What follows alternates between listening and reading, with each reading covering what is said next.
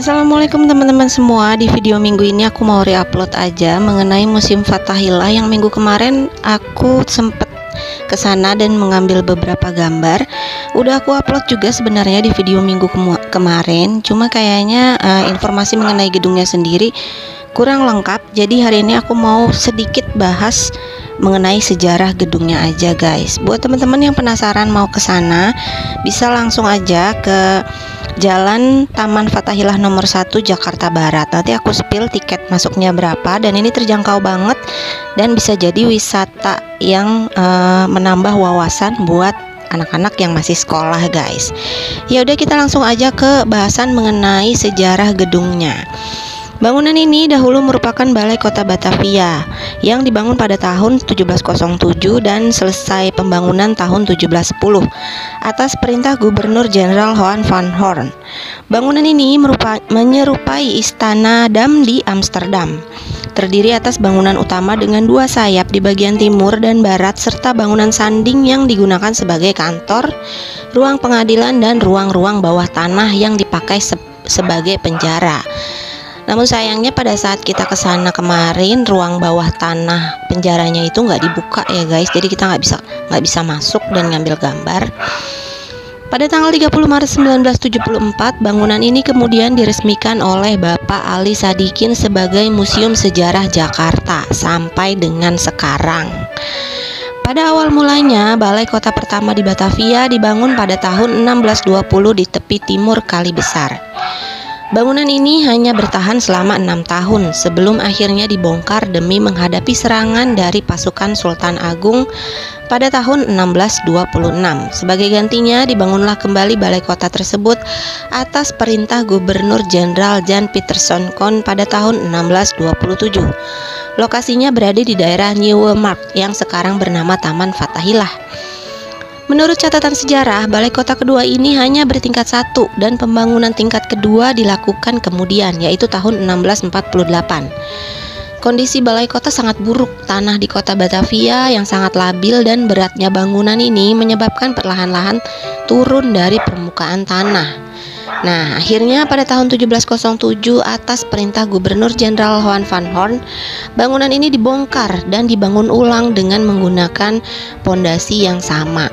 Peresmian balai kota ketiga dilakukan oleh Gubernur Jenderal Abraham van Riebeeck pada tanggal 10 Juli 1710, 2 tahun sebelum bangunan ini selesai secara keseluruhan. Selama 2 abad, Balai Kota Batavia ini digunakan sebagai kantor administrasi Kota Batavia. Selain itu juga digunakan sebagai College van Schepenen atau Dewan Kota Praja dan Raad van Justitie atau Dewan Pengadilan. Awalnya sidang Dewan Pengadilan dilakukan di dalam Kastil Batavia, namun dipindahkan ke sayap timur Balai Kota dan kemudian dipindahkan ke gedung pengadilan yang baru pada tahun 1870. Balai Kota Batavia juga mempunyai ruang tahanan yang pada masa VOC dijadikan penjara utama di Kota Batavia.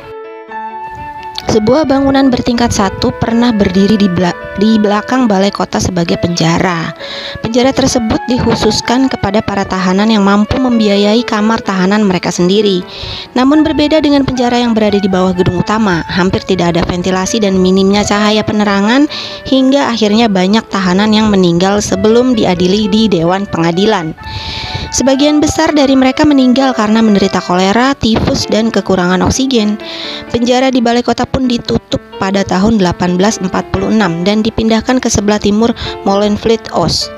Beberapa tahanan yang pernah menempati penjara balai kota adalah bekas Gubernur Jenderal Belanda di Sri Lanka, Petrus Vuist, Untung Suropati, dan Pangeran Diponegoro. Nah, ini aku juga baru tahu nih guys, kalau ternyata Pangeran Diponegoro pernah dipenjara di Museum Fathahillah ini guys. Di akhir abad ke-19, kota Batavia mulai meluas ke wilayah selatan, sehingga kedudukan kota Batavia ditingkatkan menjadi Gemeente Batavia.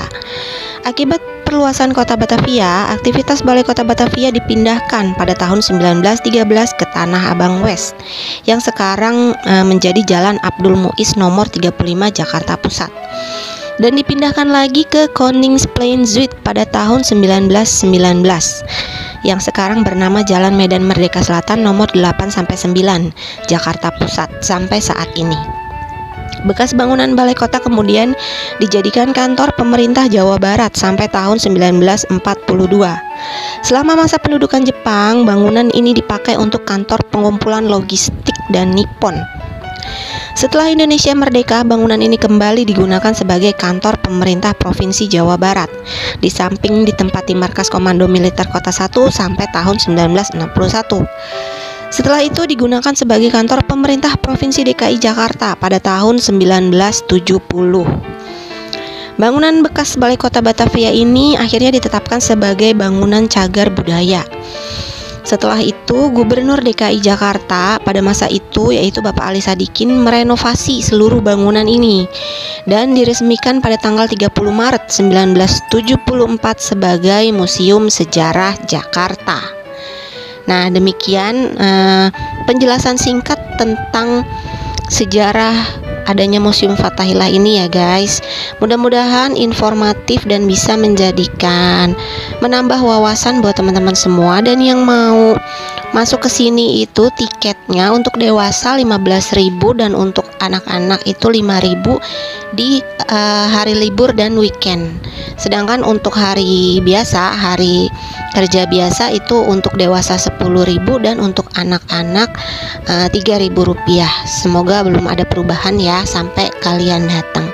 Oke, sampai di sini dulu video mengenai Museum Fathahillahnya. Mudah-mudahan minggu depan kita bisa jalan-jalan lagi ke museum yang lainnya untuk nambah wawasan dan menjadi informasi buat teman-teman semua. Wassalamualaikum, bye-bye.